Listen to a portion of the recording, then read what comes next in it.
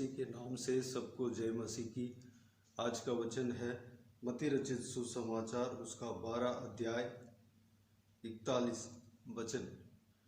निनिवे के लोग न्याय के दिन इस युग के लोगों के साथ उठकर उन्हें दोषी ठहराएंगे, क्योंकि उन्होंने योना का प्रचार सुनकर मन फिराया। और देखो, यहाँ वह है जो योना से भी बड़ा है। प्रियो, यहाँ पर हम परमेश्वर प्रभु यीशु मसीह का जीव काल में जो संभव हुआ है उसको हम इस अध्याय में 38 से लेकर 42 वचन तक का संभव को हम आज बिल्कुल शॉर्ट तरीके से हम देखने वाले हैं। शास्त्री और फरीसी परमेश्वर प्रभु यीशु का प्रचार सुनकर वह जितना भी प्रचार सुनते थे वह विश्वास नहीं करते थे, वह प्रभु यीशु का वचन को ग्रहण नहीं करते थे। परमेश्वर प्रभु यीशु प्रचार करता रहा, दृष्टांतों को कहकर स्वर्ग के बारे में, अपने बारे में प्रचार किया, लेकिन इतना प्रचार सुनने के बाद भी वह चिर मांग रहे थे। जबकि परमेश्वर प्रभु यीशु बहुत सारे चिरों को दिखाया, अंधों को आंखें दिया, गूंगों को बोलने दिया, लंगड़ों को चलने दिया, खोड़ियों को शुद्ध कराया, शुद्ध किया, शैतान के बंधन में जो था उन्हें छुटकारा दिया, मरे हुओं को जिंदा किया। ये सारा चिर को देखने के बाद भी, सारा उपदेश को परमेश्वर प्रभु यीशु का मुंह से सुनने के बाद भी वह लोग चिर मांग रहे थे। परमेश्वर प्रभु यीशु दुखी होकर इस प्रकार कहते हैं कि निनिवे के लोग न्याय के दिन इस युग के लोगों के साथ उठकर उन्हें दोषी ठहराएंगे, क्योंकि उन्होंने योना का प्रचार सुनकर मन फिराया। और देखो, यहाँ वह है जो योना से भी बड़ा है।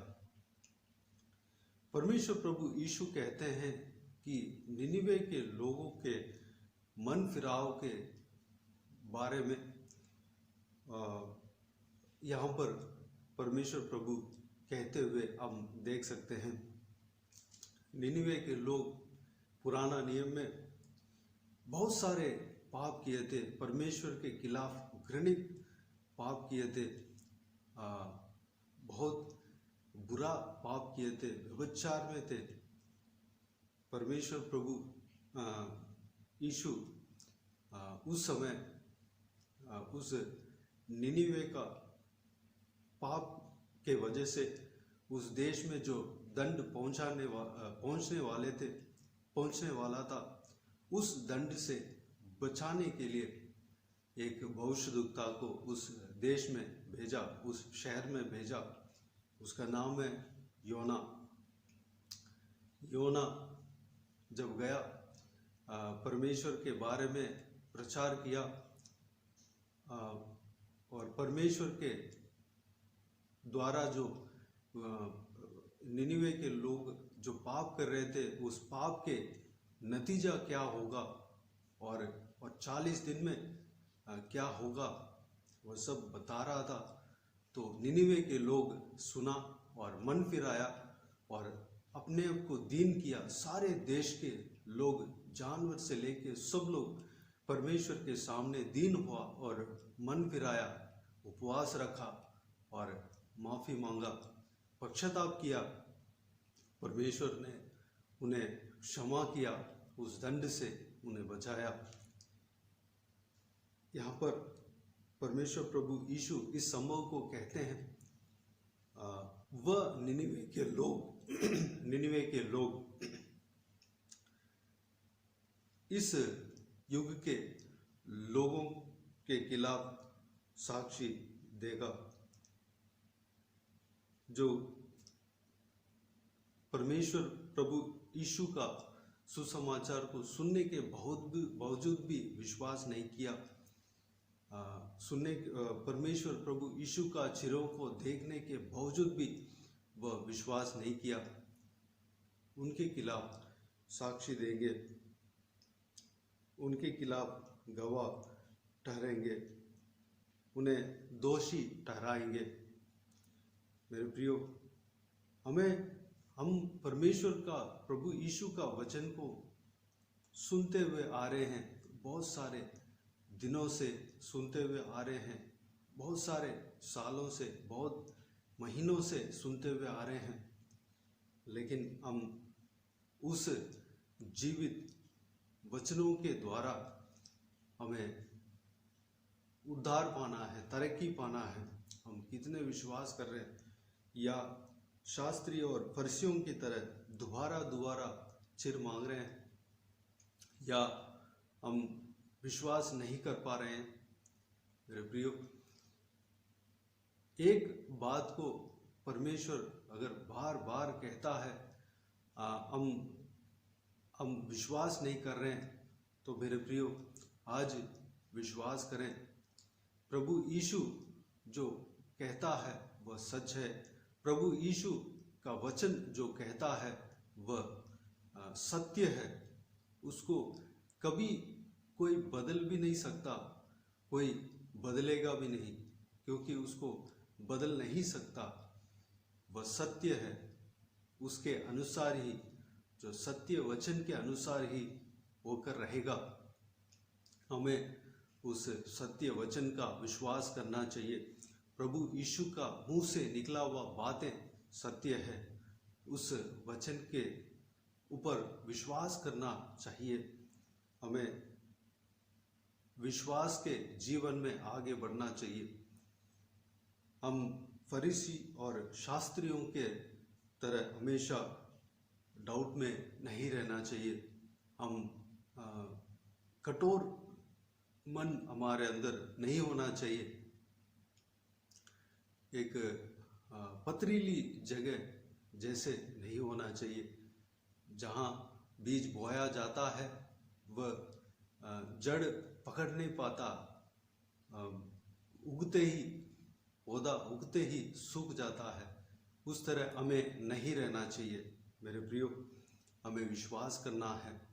निनिवे के लोगों की तरह हमें अपने आप को दीन करके, परमेश्वर जो वचन के द्वारा आने वाला समय के बारे में बताते हैं, और परमेश्वर अपने वचन के द्वारा अपने बारे में बताते हैं, समझाते हैं।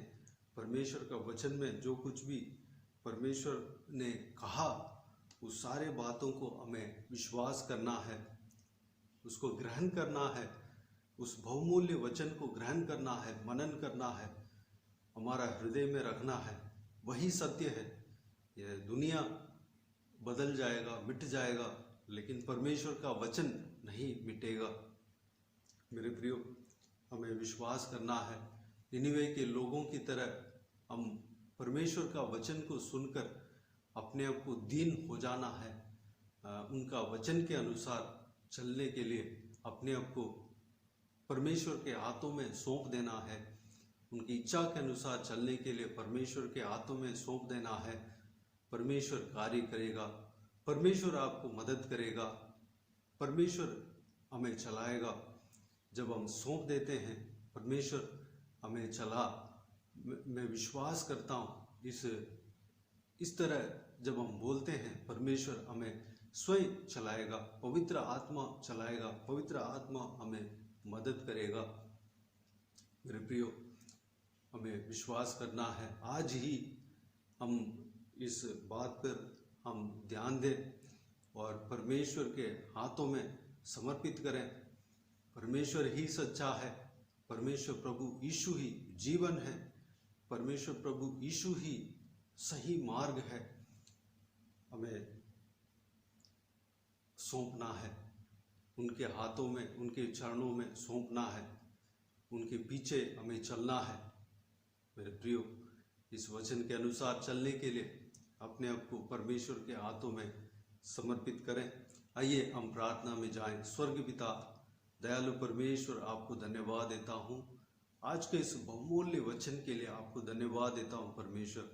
पिताजी, हम पिता बार बार बहुत बार हम आपके वचन को सुन रहे हैं परमेश्वर, लेकिन पिताजी हम उस बात को हम समझ नहीं पा रहे, आगे नहीं बढ़ पा रहे पिता, उस बात को हम विश्वास नहीं कर पा रहे परमेश्वर। हमारा हृदय को सही करना पिता, हमारा हृदय को परमेश्वर एक अच्छा भूमि की तरह रखना परमेश्वर, सही करना पिता। पथरीली भूमि की तरह नहीं होना चाहिए पिताजी, हमारा हृदय को सही करना। शास्त्रियों की तरह, फरीसियों की तरह आपके वचन को सुनकर ग्रहण नहीं कर रहे हैं, इस तरह हमारा हृदय नहीं होना चाहिए पिता। बल्कि पिताजी, निनिवे के लोग आपके चेतावनी को सुनकर, आपके वचन को सुनकर, आपके भविष्यद्वक्ता के द्वारा जो वचन है सुनकर अपने आप को दीन किया, नम्र किया, अपने आप को आपके हाथों में समर्पित किया और माफ़ी मांगा परमेश्वर। हालेलुया। उनका जीवन परमेश्वर सुधरने के लिए अपने आप को आपके हाथों में सौंपा पिताजी। वह हृदय हमारे अंदर देना पिता परमेश्वर। योना से भी बड़ा परमेश्वर आप आकर लोगों को बताया परमेश्वर। आज हमें भी बता रहे हैं पिताजी, आपके पवित्र वचन हमारे हाथों में दिया है। आपके पवित्र वचन के द्वारा हमसे बातें करते हैं परमेश्वर। उस बात को हम समझने पाएँ, उस बात के अनुसार हम चलने पाएँ, उस बहुमूल्य वचन को हम ग्रहण करने पाएँ परमेश्वर। हम पिताजी उसको विश्वास करने पाएँ, उस बहुमूल्य वचन के अनुसार हम चलने पाएँ। आप सत्य हो, आप ही मार्ग हो, आप ही परमेश्वर जीवन हो पिता। आपके पीछे हम हो लेने पाए परमेश्वर। अनुग्रह देना, हमारा हृदय को तैयार करना पिता, हमें चलाना परमेश्वर, हमारे संग रहना परमेश्वर। पिताजी, हरेक व्यूअर्स को, हरेक जो इस वीडियो को देख रहे हैं, उन सभी का जीवन में कार्य करना पिता, सभी का हृदय में कार्य करना परमेश्वर।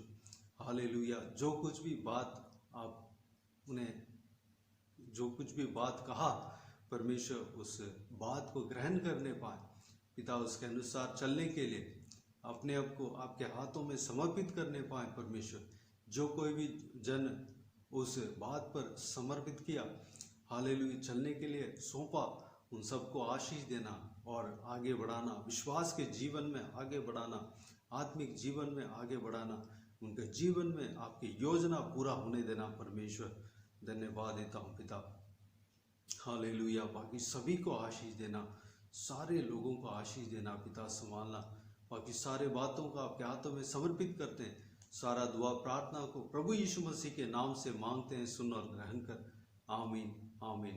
प्रभु यीशु मसीह के नाम से प्रभु यीशु मसीह का आशीष और अनुग्रह सभी के ऊपर बने रहें। आमीन आमीन। मेरे प्रियो, इस चैनल को सब्सक्राइब करें और शेयर करें। अगर किसी को भी प्रार्थना का विषय हो तो डिस्क्रिप्शन में और स्क्रीन में दिए हुए नंबर पर कॉल करके प्रार्थना करा सकते हैं। हम आपके लिए प्रार्थना करेंगे। विशेष करके बुधवार और शनिवार को आपके व्हाट्सएप में वॉइस मैसेज के जरिए प्रार्थना करके भेज दिए जाएंगे। उस प्रार्थना में शामिल होकर आप भी प्रार्थना करें, आमीन कह दें। और हमारे लिए, इस सेवकाई के लिए, इस सेवकाई में जुड़े हुए हरेक लोगों के लिए, हरेक सब्सक्राइबर्स के लिए, हरेक व्यूअर्स के लिए प्रार्थना करें। उनका आत्मिक उन्नति के लिए, तरक्की के लिए, आशीष के लिए, छुटकारे के लिए, कंफर्ट के लिए प्रार्थना करें। प्रभु यीशु आप सबको आशीष दे। इस सेवकाई के द्वारा परमेश्वर आपके जीवन में कार्य किया हो, वह भी हमें बता सकते हैं, ताकि हम सब मिलकर परमेश्वर को धन्यवाद दे सके, महिमा कर सके। प्रभु यीशु आप सबको आशीष दे। आमीन आमीन।